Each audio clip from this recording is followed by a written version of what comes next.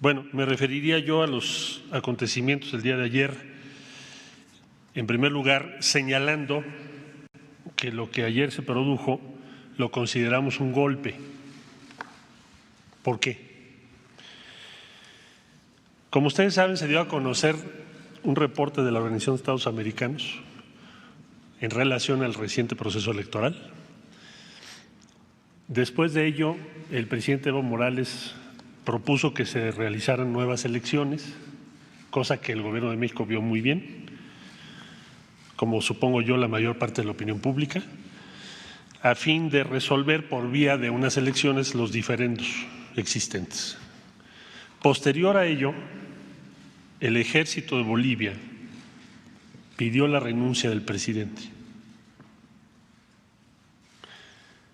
Y el presidente Evo Morales resolvió presentar su renuncia para evitar una guerra civil. Por consiguiente, es un golpe, porque el ejército pidió la renuncia del presidente. Y eso violenta el orden constitucional en ese país. Esos son los hechos. Habría que decir que en consecuencia la postura que México ha definido y define el día de hoy es de reivindicar, demandar el respeto al orden constitucional y a la democracia en Bolivia. Esa es la posición que México quiere hacer valer. Por supuesto que haremos valer el derecho de asilo, que México siempre no solo lo ha promovido, sino lo ha ejercido en las muy diferentes circunstancias históricas que caracterizan a nuestra política exterior. Vamos a solicitar en consecuencia también reunión urgente de la Organización de Estados Americanos, porque a pesar de la gravedad de los acontecimientos, lo que hubo ayer frente al pronunciamiento militar y las operaciones policiales fue el silencio.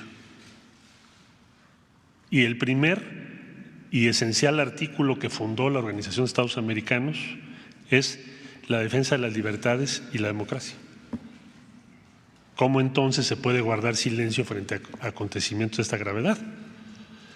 Consecuentemente, vamos a demandar hoy, proponer que haya una reunión urgente de la Organización de Estados Americanos para pronunciarse sobre ello y para ejercer lo que la Carta de la organización señala: proteger las libertades y la democracia en los países miembros. Respecto a la relación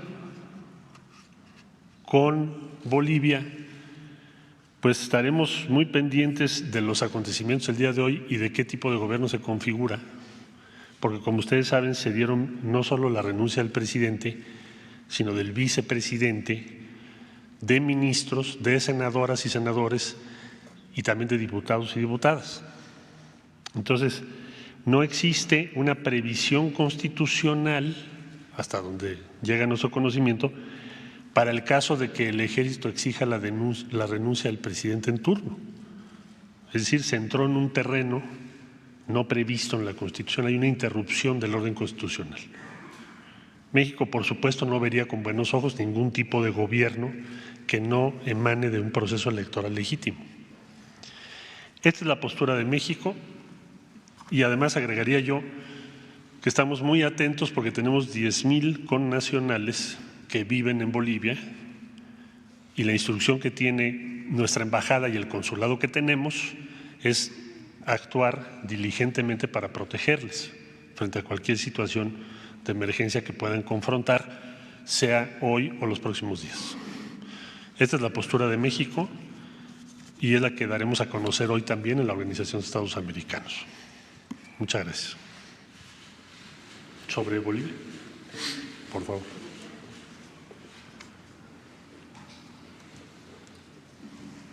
Buen día, canciller, presidente. Preguntarle sobre el caso de Bolivia. Ya recibió, ustedes ofrecen asilo a Evo Morales, ya recibió respuesta por parte de Morales, y también preguntar si en efecto hubo ataques a la Embajada de México en Bolivia. Y presidente, si me permite una pregunta de más tarde, gracias. Hasta este momento no hemos tenido registro, afortunadamente, de ataques a la sede de la Embajada de México o la residencia en la ciudad de La Paz, Bolivia. Sin embargo, hemos estado pidiendo la solidaridad internacional por las circunstancias que se han dado. El día de ayer hubo ataques ya a otras sedes diplomáticas. Entonces, pues estamos en alerta. También se lo he referido a la Organización de las Naciones Unidas, por supuesto a la Organización de Estados Americanos, que tiene también una injerencia más directa, y a otras organizaciones internacionales. Respecto a la respuesta del ofrecimiento de asilo de México, bueno, todavía no la tenemos, pero en cuanto la tengamos, desde luego se las daríamos a conocer. ¿Enseguida permitirían la entrada de Evo Morales a México? Sí, pues le estamos ofreciendo el asilo. Es una tradición mexicana que data desde la política exterior que se implementó especialmente a partir de la doctrina Estrada y después de los años 30 del siglo pasado. Y esa tradición de respeto y de compromiso con el derecho de asilo es uno de los timbres de orgullo de la política exterior de México, y la vamos a mantener, contra viento y marea. Por favor. ¿Qué significa el regreso del golpismo en el Cono Sur, que parecía superado, y qué puede esperar México de la Organización de Estados Americanos cuando, con el Acta de la Democracia en Venezuela, apoyó a Guaidó en detrimento del presidente Maduro por un lado? Y respecto a este principio del asilo, pues está el caso de Haya de la Torre y APRA en su momento, si usted lo pudiera comentar. Bueno, yo diría en síntesis que nosotros lo vemos como un grave retroceso para la vida democrática de todo el continente. O sea, los golpes militares nunca han traído nada positivo. Van en contra, suspenden la vida democrática, las libertades, los derechos de las personas. Por consiguiente, estamos muy preocupados. Es el punto número uno, digamos, o esencial de la postura de México en esta coyuntura. Y desde luego podría yo hacer muchos comentarios sobre la Organización de Estados Americanos, pero México es miembro. Y hay otros países que seguramente coincidirán con México en pedir una explicación de por qué el silencio de la Organización de Estados Americanos ayer, frente a un pronunciamiento del ejército exigiendo la renuncia del presidente en turno, electo, por cierto, a un periodo que concluye en enero del año que entra. Es decir, el pronunciamiento de que renuncie el presidente en funciones, que fue electo legítimamente. Y no se dijo nada por parte de la Organización de Estados Americanos. Entonces, el día de hoy vamos a pedir reunión urgente para tratar ese tema en particular, porque es una interrupción de la vida democrática de un país. Se está reeditando el capítulo de Celaya y Honduras hace 10 años aproximadamente. Bueno, tantos casos que hay en América Latina, ¿verdad? Usted, por favor. Buenos días, Hans Salazar, de ZMG Noticias. Canciller, el día de ayer usted tuiteó lo siguiente: México, de conformidad a su tradición de asilo y no intervención, ha recibido a 20 personalidades del Ejecutivo y Legislativo de Bolivia. La pregunta sería, ¿se mantiene este número en 20 o ha aumentado el número de solicitantes de asilo? Son los que nos han… Perdón, y si hay… si es posible, dada la situación, si es prudente dar a conocer entre qué personalidades son quienes han solicitado. Gracias, No canciller. podría darle los nombres por razones de seguridad, pero tenemos solicitudes mucho más ya, y no son necesariamente que estén en nuestras sedes, son personas que nos han hecho saber, sea vía la embajada o vía el consulado o por otras vías, su deseo de gestionar asilo en México. En su momento, conforme vaya avanzando esto, les daremos a conocer los detalles. En este momento no tendría yo autorización de esas personas de dar a conocer sus nombres. ¿Perdón? Los solicitantes nos han hecho saber, no te diría yo más detalles por razones de seguridad, porque precisamente lo que comentaba yo respecto a las sedes diplomáticas. Sí, por favor. Gracias, Esteban Durán, Diario Basta, Grupo Cantón. Canciller, ya algunos países latinoamericanos se han manifestado con ustedes, con el gobierno, respecto a la postura del gobierno mexicano, y si ustedes también ya manifestaron su postura con respecto al nuevo gobierno golpista que está en este momento, si ya lo rechazaron o cuál es su manifestación contra ellos. Nosotros, decía yo, la conducta de México se regirá por un principio elemental. El principio de la no intervención significa que México mantiene el reconocimiento al gobierno legítimamente electo hasta el término de su periodo. Reconocer a otro gobierno es una intervención y favorecer el proceso que contradice nuestros principios de democracia y de no intervención. Por lo tanto, vamos a ser congruentes con ese principio. Sí, por favor. Buenos días.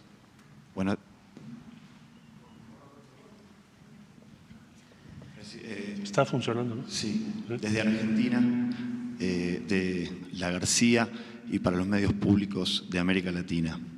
Me gustaría saber qué consideración tiene sobre la posibilidad de la importancia de recuperar organismos como la UNASUR y CELAC para construir un equilibrio frente a estos escenarios. Y también quisiera, si pudieran pronunciarse sobre la reunión del Grupo de Puebla, que fue presidido por Alberto Fernández como anfitrión este fin de semana en Buenos Aires. Muchas gracias. Sí, con mucho gusto. En el Grupo Puebla está participando el subsecretario de Relaciones Exteriores a invitación del presidente electo de Argentina, y nosotros vemos esa iniciativa como una iniciativa interesante, inteligente, esperanzadora, y más aún con los acontecimientos que estamos en este momento comentando. De manera que el Gobierno de México lo ve con simpatía, y desde luego es una organización que no es gubernamental, tiene la simpatía de muchos políticos en América Latina, pero va más allá, mucho más allá. Entonces le deseamos el mayor de los éxitos. ¿Y su otra pregunta cuál era? Sobre la importancia de organismos como Recuperar UNASUR y CELAC frente a este silencio que usted mismo habla. Nosotros pensamos que es muy importante recuperar la comunidad de estados latinoamericanos y del Caribe. México propuso y se propuso en una reunión que tuvimos en la Asamblea General de la ONU para ocupar la presidencia pro tempore del CELAC el año 2020. Precisamente por eso, porque la comunidad latinoamericana y del Caribe debe fortalecer su espacio, su ámbito institucional de encuentro y de solución de controversias de todo tipo, pero también para ser propositivos respecto a diferentes regiones del mundo. Entonces, pensamos que efectivamente se debe de fortalecer, ampliar su peso, su voz y su trascendencia en el ámbito multilateral. Desde luego, todas las organizaciones, instancias de América Latina y el Caribe, pensamos que hay que fortalecerlas, no solo por estos acontecimientos, sino por los intereses que tenemos, que no necesariamente son los de otras regiones del mundo o de otros países. Es lo que vamos a hacer el año que entra con CELAC. Usted, por favor. Gracias, buenos días. Del Sistema Público de Radiodifusión, Canal 14, preguntarle si considera que hay algún mensaje que deba de tomar México respecto a lo que ocurrió allá en Bolivia. ¿Mensaje a qué se refiere? ¿Como lección? Sí, bueno, me refiero porque en las redes sociales se vio gente que está a favor y en contra de lo que ocurrió. Entonces, ¿qué opina México sobre… La solución de las controversias políticas debe ser por conductos democráticos y pacíficos. Y esa lección no creo que sea solo para México, sino para todos los países de América Latina y Caribe y en general. ¿Por qué? Por la historia de la región. Todos los casos en los que ha habido una intervención por la fuerza militar o policial o combinada han terminado en grandes tragedias para nuestros pueblos. La solución de las controversias debe ser pacífica y democrática. Por favor. Buenos días, Ignacio de Alba de Pidepágina. La pregunta sería, ¿usted reconoce, el gobierno reconoce al gobierno, a Evo como presidente legítimo? Y esa sería la primera. Bueno, esa es una por cada quien. Entonces te la contesto con mucho gusto. El presidente de Bolivia, electo de acuerdo a la Constitución de Bolivia, para terminar su periodo en enero del 2020, es Evo Morales. Él presentó una renuncia para evitar una guerra civil, es lo que dijo ayer, después de que el ejército saliera y dijera queremos la renuncia del presidente. Esos son los hechos. Muy buenos días, canciller, presidente, secretarios, corresponsal de Sin Censura con Vicente Serrano. Sobre el caso de Bolivia, me gustaría saber si se encienden los focos rojos de alerta, en este caso del gobierno y del presidente, al ver cómo la oposición aquí en México celebra este golpe de Estado. Se lo pregunto porque apenas hace unos días el presidente mismo sacó este tema tan importante. Muchas gracias, canciller. Yo diría que en la medida que es un gobierno del pueblo, para el pueblo y por el pueblo, y que se basa en la confianza entre quien encabeza las instituciones y el pueblo, la sociedad mexicana, en esa medida hay una confianza enorme en el vigor, la fortaleza de la democracia mexicana, que se va a mantener y se va a ensanchar. Lo que ayer ocurrió es un retroceso para todo el continente.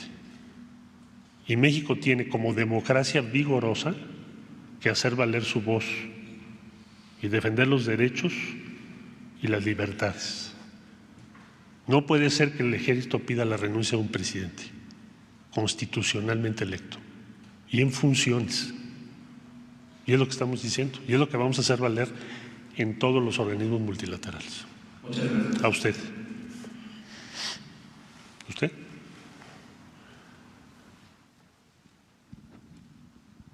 Secretario de Relaciones Exteriores, servidor Carlos Pozos, reportero de la revista Petróleo y Energía. Mi pregunta es, ¿qué sucede en la región? ¿Hay reclamos, demandas no satisfechas en América Latina, la cual crecerá solo el 0.2%? Mi pregunta es, ¿hay desencanto político? Y mi segunda pregunta es, la semana pasada Estados Unidos anunció el retiro oficial del Acuerdo de París en materia de reducción de emisiones de carbono. Preguntarle si el gobierno de México se mantendrá en este acuerdo de París y si se van a respetar los compromisos ahí señalados y si ya se hizo un cálculo sobre el impacto que tendrá la construcción de la refinería Dos Bocas respecto a estos compromisos del Acuerdo de París. Gracias. La instrucción que tengo del presidente de la República es que nos mantendremos en ese acuerdo, por supuesto. Haremos honor a los compromisos que México ha asumido. Respecto a América Latina y los diferentes movimientos que hay, desde luego que siempre, más en esta época, hay diferentes corrientes en las sociedades, hay diferentes motivos, causas. Lo importante es que se resuelvan por vías democráticas. Lo importante es que no regresemos al golpismo, porque no va a traer nada bueno a la democracia, al contrario.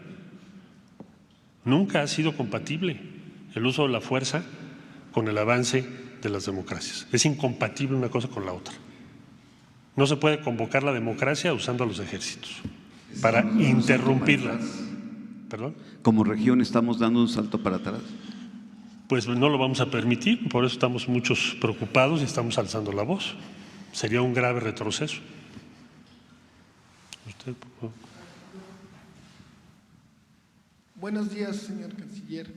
Yo quisiera preguntarle, es muy poco el intercambio comercial que hay entre México y Bolivia, sí, pero hay acuerdos comerciales. ¿Qué va a pasar con estos acuerdos comerciales? Y que porque sí sufren las empresas que dependen de este intercambio comercial.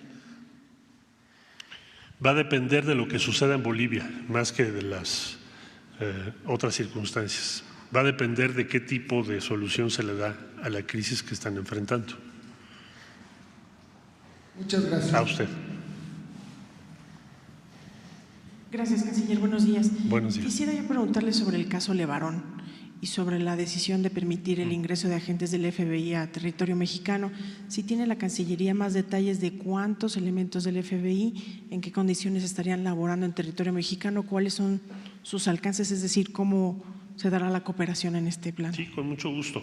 Bueno, como usted sabe, lo había yo mencionado ya en una conferencia anterior, como usted sabe, entre México y Estados Unidos hay un tratado de cooperación y asistencia jurídica mutua, y hay en particular un convenio de 1994 entre la Fiscalía General de la República, antes Procuraduría General de la República, y el FBI para casos específicos, mismo que ha tenido aplicaciones a lo largo de estos años en muchos casos, numerosos casos. Bueno, nosotros estamos, en primer lugar quiero subrayar, México está invitando al FBI a acompañar las investigaciones. Es una iniciativa que México tomó. ¿Por qué tomamos esa iniciativa? Porque se trata de ciudadanos norteamericanos y no habría motivo para que no permitiésemos que, en este caso, el FBI tuviese acceso a las investigaciones como nosotros lo hemos venido exigiendo en otros casos. El más reciente, el caso del Paso. ¿Por qué no mandamos más agentes? Bueno, eso lo determina la Fiscalía General de la República, no es una decisión política, es una decisión más técnica o procesal. ¿Por qué no se enviaron numerosos agentes en el caso del Paso?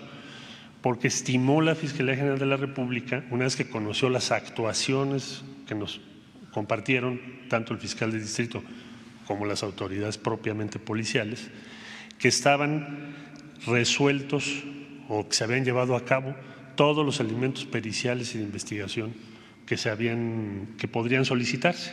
Por eso no se mandaron más elementos. Fue una decisión de carácter técnico. En el caso del acompañamiento que se invita ahora a Estados Unidos para que participe vía el FBI, la operación le corresponde a la Fiscalía General de la República. ¿Cuáles son las limitaciones que tiene esto? Primero, no puede haber agentes armados. Segundo, no pueden celebrar diligencias que no sean por conducto de la Fiscalía General de la República. Una cosa es acompañar y otra cosa es reemplazar, cosa que jamás admitiríamos. Entonces, van a acompañar el proceso. Lo vieron con buenos ojos. Ahora, ¿por qué le interesa también a la Fiscalía General de la República? Bueno, porque aquí están involucrados recursos, personas, armas, que también tienen su sede o su origen o tienen presencia en Estados Unidos. Entonces, para la Fiscalía es muy importante, por ejemplo, todas las armas que ahí están, que aparecen ahí. Y por esa razón también le interesó, supongo yo, y la Fiscalía lo vio positivo, invitarlos a que nos acompañen, porque si no, la semana que entra le vas a estar diciendo al FBI, oye, fíjate que tengo todos esos casquillos de estas armas con estas características y ahora necesito que apliques el E-Trace y otras investigaciones complementarias para saber esas armas de dónde vienen. Bueno, es una comunidad binacional. Como ustedes vieron, por ejemplo, la atención médica a varios de los heridos, de las víctimas, se dio en Estados Unidos, cruzan la frontera todo el tiempo. Entonces yo creo que es una decisión acertada de la Fiscalía General de la República. ¿Pero se sabe cuántos agentes del FBI? Lo va a determinar la Fiscalía, cuántos son, cuántos días vienen, porque a veces vienen, por ejemplo, unos son peritos, otros son especializaciones diferentes, entonces lo va a determinar la Fiscalía. Y se los informará, yo supongo. Y preguntarle, canciller, al principio de esta administración hubo un compromiso político y también presupuestal para suspender los seguros de gastos médicos mayores.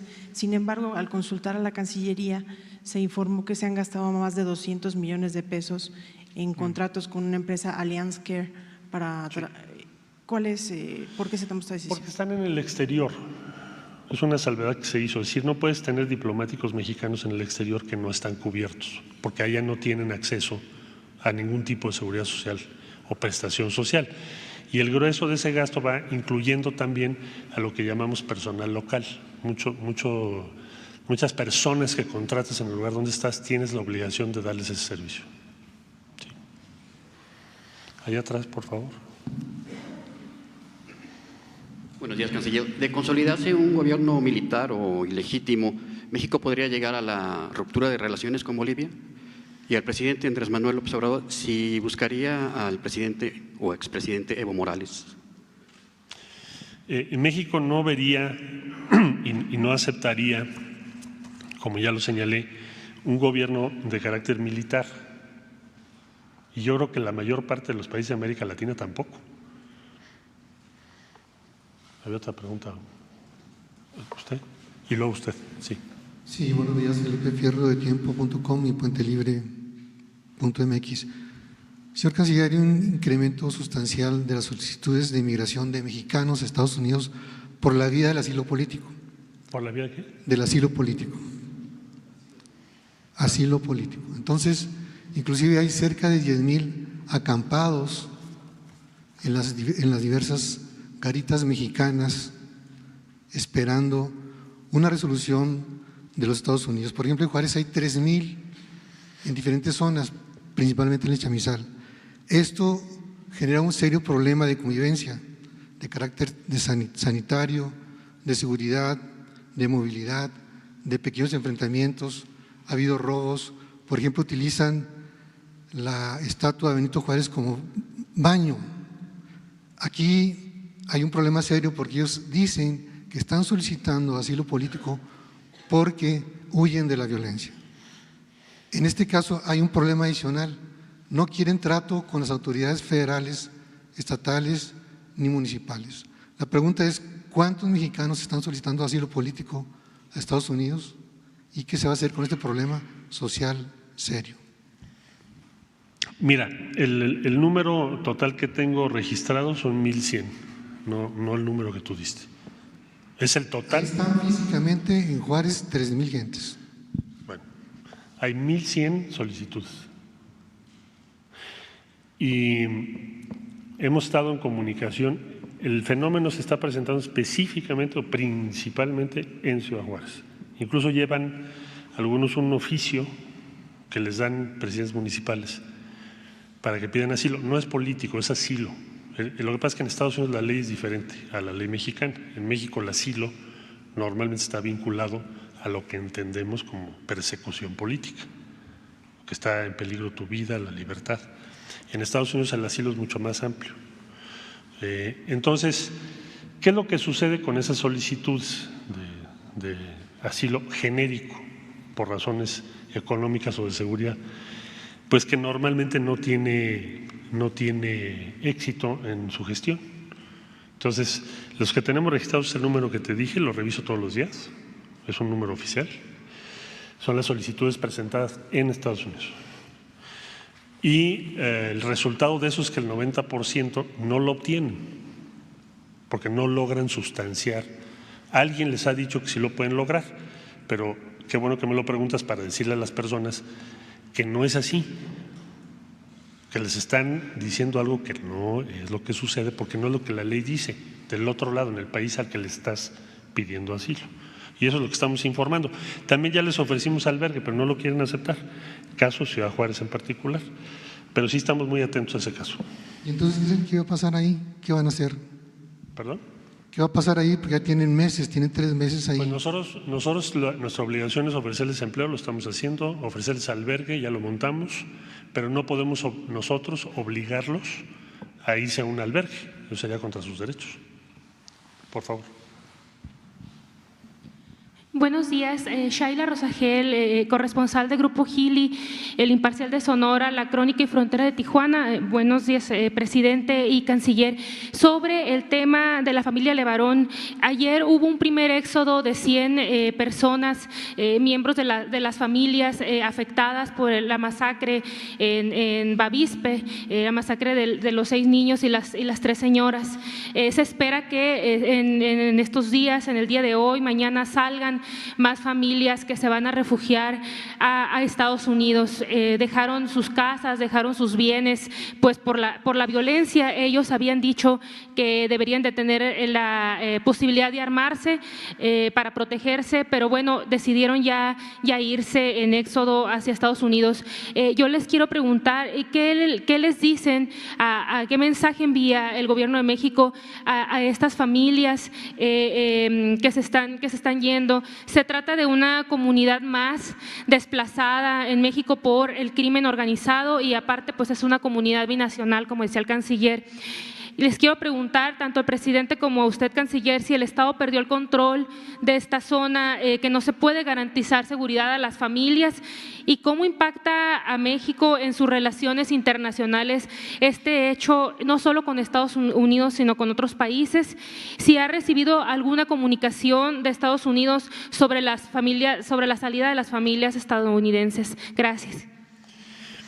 Bueno, debo decirle que con Estados Unidos, a raíz de esta tragedia, lo que hemos recibido son muestras de confianza y respaldo a las autoridades de México. De hecho, a la invitación que hicimos hubo una respuesta inmediata y la vieron muy bien. Vamos a trabajar juntos. Lo que tenemos que hacer es garantizar que no hay impunidad. Eso es lo que tenemos que hacer en el corto plazo, en lo inmediato. Y también decirle que se está en contacto con la familia Levarón y nos han dicho que la mayoría va a permanecer en México. Ahí atrás. ¿Tú también? 1, 2, 3. 4. Buenos días, presidente. Buenos días, canciller. 4. México gana preponderancia en América Latina y su opinión cuenta ahora más que en otros tiempos, y lo vemos, por ejemplo, hoy en las portadas de los diarios de América Latina. Sin embargo, la postura mexicana respecto al problema de Bolivia no afecta las relaciones con naciones que están en contra. Gracias. Bueno, no tiene por qué. Nosotros tenemos muy buena relación con todos los países de América Latina y el Caribe, con Estados Unidos y Canadá, todos los países de América. Y eso debe ser compatible con respetar la postura de cada cual. Nosotros partimos de eso. Es decir, no coinciden con México en muchas ocasiones. Sin embargo, nos respetamos. Nos respetamos porque tenemos unos principios y esos principios son los que estamos aplicando. Entonces, además del respeto legal, hay un respeto político.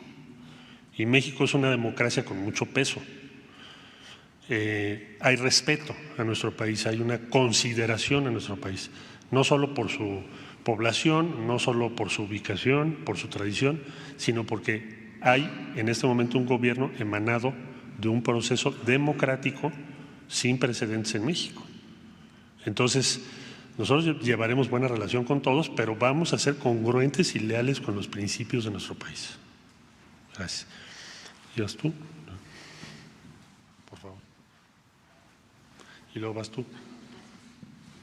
¿Qué tal, canciller? Buenos días a todos. ¿Qué opina el Gobierno de México? ¿Cuál es la postura del Gobierno de México respecto a aquellos presidentes que se quieren reelegir en el cargo de manera prácticamente perpetua, violando fundamentalmente los principios de la democracia, luego de haber llegado a las urnas, modificar la ley a modo o haciendo trampa? En el caso de Bolivia, pues la propia OEA, esta instancia a la que usted ha hecho mención de manera muy reiterativa esta mañana.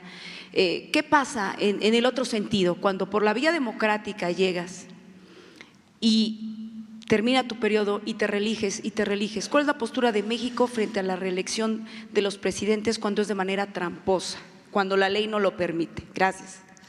Bueno, nosotros respetamos las decisiones de cada pueblo, de cada país, siempre y cuando sean decisiones, como ya lo expliqué, por la vía constitucional y democrática.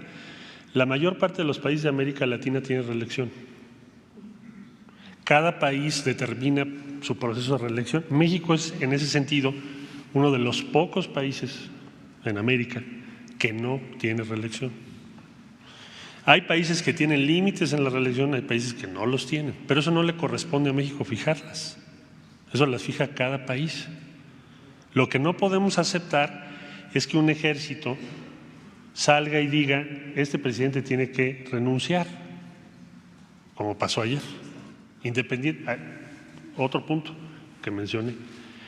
Ya había el presidente Evo Morales dicho que proponía unas nuevas elecciones. Entonces, lo que estamos aquí es: México tiene relaciones con países que tienen procesos de reelección o que han modificado sus constituciones. Pues ahí tienes Honduras, por ejemplo, que ahí muchos no dijeron nada cuando se modificó la Constitución. Bueno, pues México, ¿qué hizo? Pues reconoció al gobierno que se resultó el proceso electoral. Entonces, México no es un país que esté juzgando a los demás en función de sus procesos políticos de reelección, porque si así fuere, pues no podríamos ser o no podríamos tener la presidencia pro tempore de la Comunidad de Estados Latinoamericanos y el Caribe. La esencia, el principio fundamental de la convivencia política es el respeto a las diferentes decisiones políticas de cada país tomadas de acuerdo a su orden interno. En este caso lo que estamos es una interrupción de eso. Por favor. El de rojito. Gracias, secretario. Muy buenos días, señor presidente. Buenos días, Juan Carlos Machorro, del portal Expoc. Secretario, esta cuestión de los menores migrantes que atraviesan el país sin acompañantes, ¿se sabe exactamente cuántos son? Si hay albergues específicos para ellos y cuál es su estatus siendo menores de edad. No sé si tienen, llamémosle, tutores oficiales o cómo encargarse de ellos mientras están en el territorio. Y de rápido, si me permite una segunda pregunta, la Agenda 2030 y esto del Acuerdo de París, que usted y la subsecretaria Marta Delgado ahora sí que codirigen y han hablado a nivel internacional por México, ¿cuál es la postura que ustedes van a llevar a la siguiente COP25, que creo que ahora será en España, porque Chile, bueno, por las situaciones que padece ya rechazó la sede? Gracias. La postura que llevaremos es de seguir avanzando. Vamos a llevar, por ejemplo, la estimación del impacto en términos de acción climática del programa Sembrando Vida y de cómo medirlo, pero es una contribución muy importante, y otras iniciativas. Ahí está participando también muy de cerca la oficina de Alfonso Romo, porque ellos llevan la coordinación de la Agenda 2030, estuvieron con nosotros en la Asamblea General de la ONU. Por otro lado, respecto a los menores, sí se hizo un protocolo especial, está participando el DIF a nivel federal y estatales, y si nos permiten, pues le pediría yo al INAMI y al DIF que les prepararan un reporte detallado para dárselos a la brevedad posible, si lo tienen hoy, y si no mañana te lo mando, o a todos los que lo quieran, por supuesto. Por favor. Buenos días, señor presidente. Buenos días a todos. Mi pregunta es, ¿qué políticas públicas o qué protocolos tiene la Secretaría para vigilar, ahora que viene el FBI, y concretamente para vigilar a los agentes de la DEA? Hace unos días el abogado Rubén Ceguera González denunció ante la Fiscalía General de la República al agente de la DEA, Kile J. Mori, que se presentó en Coyotepec, Oaxaca, cuando se estuvo resolviendo un recurso de revisión, el 363/2019. La pregunta es, ¿cómo vigila o qué protocolos hay, qué intercambio de información hay para que, si bien sabemos que hay 7 u 8 bases de la DEA en México para intercambio de información, cómo se vigila esto para que no se viole la ley y se viole la soberanía del país? Sí, gracias. Con mucho gusto. Mira, respecto al FBI, que es participar en las investigaciones respecto a lo de Sonora, hay un protocolo muy claramente establecido en el propio convenio entre FBI y Fiscalía General de la República. Entre otras cosas, no deben estar armados. Entre otras cosas, tienen que informar dónde están. Todas las diligencias que hacen tienen que ser a través de la Fiscalía General de la República. Por ejemplo, si quieren hablar con un testigo, pues depende si la Fiscalía está de acuerdo o no. Y hasta el día de hoy, por lo que sé de precedentes o antecedentes, no se ha tenido una diferencia relevante hasta el día de hoy. Respecto a la DEA, es lo mismo, están sujetos a un procedimiento similar.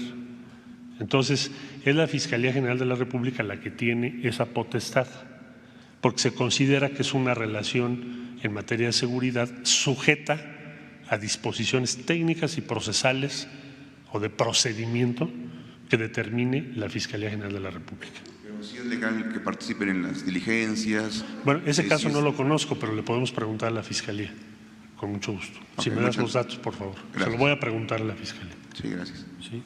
¿Estás tú? Vamos a atender 3, 4, 5 y ya. Buenos días, de Bolivia. secretario. Por favor. Gabriel Chantonina del Sol de México, secretario. Plantearé dos preguntas.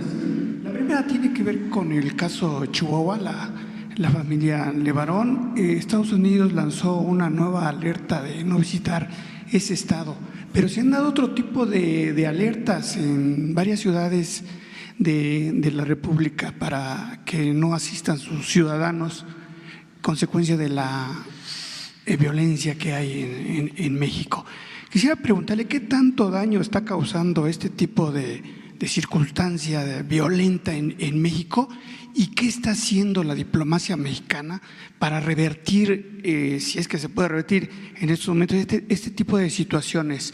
Esa es la primera pregunta. Y una segunda pregunta, la Auditoría Superior de la Federación hizo una entrega hace 15 días a la Cámara de Diputados sobre el año 2018. Ahí se menciona, secretario, que el Instituto Nacional de Migración notificó a las autoridades judiciales la entrada de terroristas en México, principalmente por la frontera sur de nuestro país. Yo quisiera saber si tiene usted información en ese sentido, si hay un cuidado de todos estos migrantes que están entrando tanto del Triángulo Sur como de otros países de Europa, de Asia. Secretario, muchas gracias por su respuesta. Con mucho gusto. Hay un procedimiento que tiene el Departamento de Estado para determinar sus alertas a turistas, turistas o, en fin, ciudadanos norteamericanos. Y es un procedimiento autónomo, independiente, es decir, no es binacional, no es un tema bilateral. Sin embargo, sí hemos logrado avanzar en cuanto a compartir las instancias de seguridad con sus contrapartes en Estados Unidos, la evolución que tienen ciudades, regiones o estados. Estamos avanzando en esa dirección. En el caso de lo que mencionas, no es el estado de Chihuahua, es a la ciudad de Chihuahua. Y vamos a establecer el mismo procedimiento. Vamos a ver, hacemos la reunión, llamamos a la autoridad local, llamamos a los representantes de la embajada y presentaremos la información para poder modificar esa alerta en su caso. Esto es lo que vamos a hacer, es el procedimiento que hemos seguido en todos los casos en lo que va este año. Con buenos resultados, sí, porque es una discusión de cifras, ¿no? De cifras, de hechos. Y cuando se tiene razón por parte de la Autoridad de México, sí han tomado en cuenta lo que se les ha dicho. En este caso todavía no hacemos la reunión porque es muy reciente, pero en cuanto la hagamos les informo qué fue lo que sucedió con la ciudad de Chihuahua.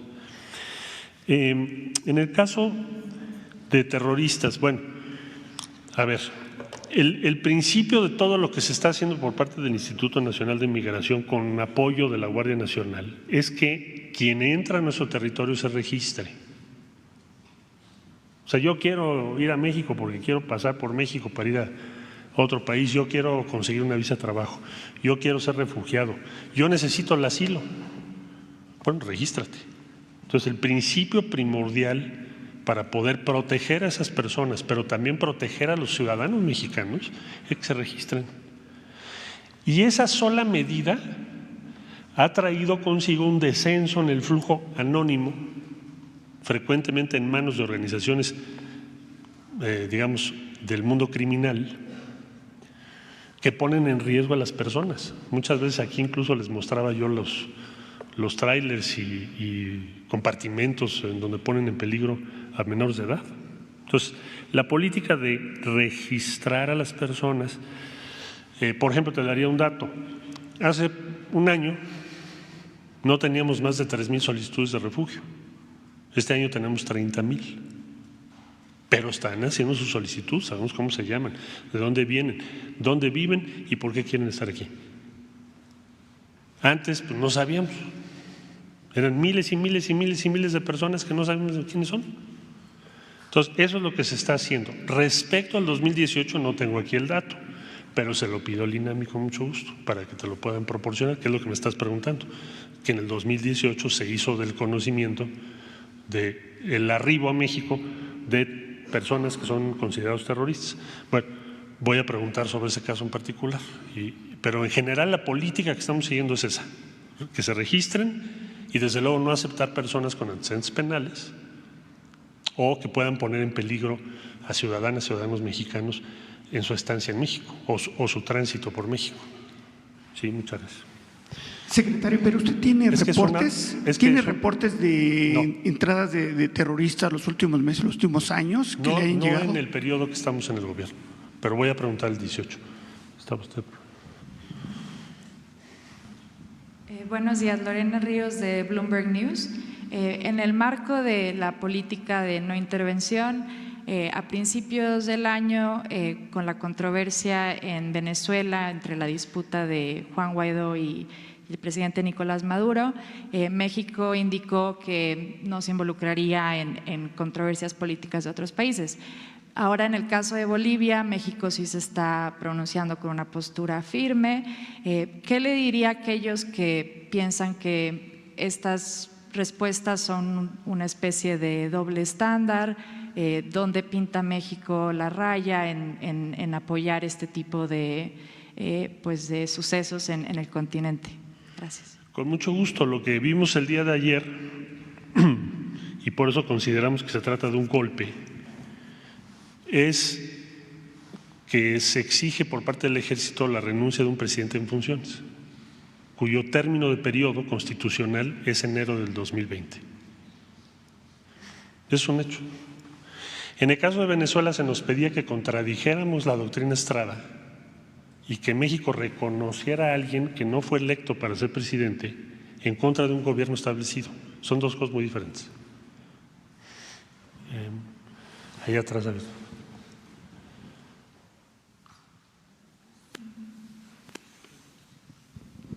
Gracias. Buenos días. Patricia Juárez de Infobae. ¿Considera que la posición respecto a Bolivia, la posición de México, abre una brecha en Latinoamérica respecto a los países como Argentina y Brasil que no aceptaron el asilo de Evo Morales?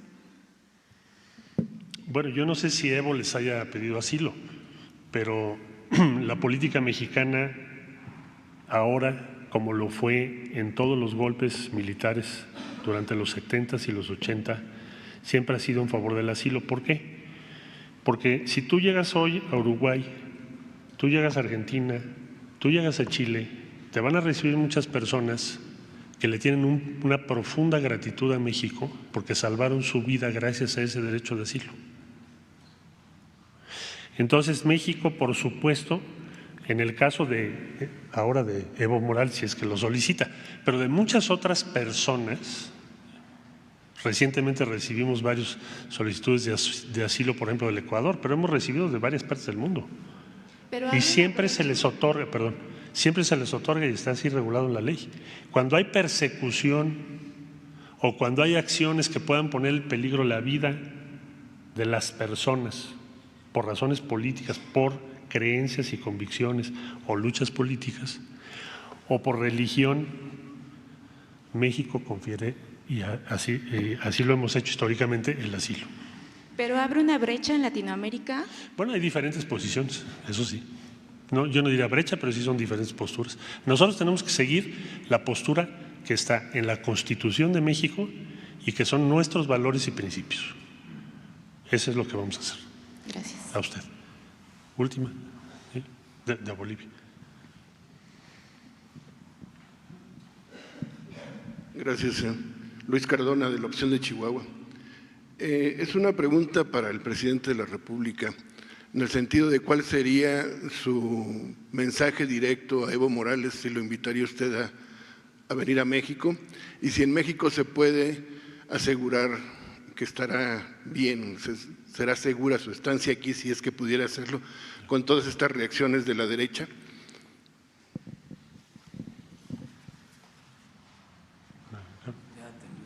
Ya terminé. Bueno, dejo la palabra al señor presidente. Gracias, señor. Bueno, pues fue amplia la respuesta y la postura muy clara de México sobre tema delicado de Bolivia. Para terminar con este asunto,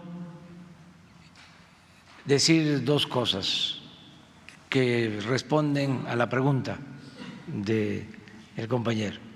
Primero, que desde ayer expresé mi reconocimiento al presidente Evo Morales porque prefirió renunciar a exponer la vida de sus conciudadanos.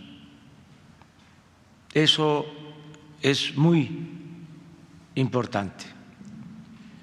Lo demás, con respecto a Bolivia, ya se expuso con mucha claridad y precisión por el secretario de Relaciones Exteriores, Marcelo Ebrard. Solo me resta decir que suscribo lo dicho por el secretario de Relaciones Exteriores. Esa es la postura del Gobierno de México. Como ya se trató el tema con amplitud, repito, hasta ahí vamos a dejar la conferencia del día de hoy y mañana continuamos, si les parece, porque nos consumió bastante tiempo atender este asunto. Mañana vamos a continuar nuestra comunicación. Además, va a estar informando de manera permanente. En el caso Bolivia, la Secretaría de Relaciones Exteriores. En el transcurso posiblemente del día de hoy y mañana y todo el tiempo. Es un tema que amerita un seguimiento, una atención. Y como aquí se expuso, se van a hacer planteamientos como el exhorto a la OEA para que con urgencia convoque a reunión y se fije con claridad una postura, no al silencio. Muy bien, muchas gracias.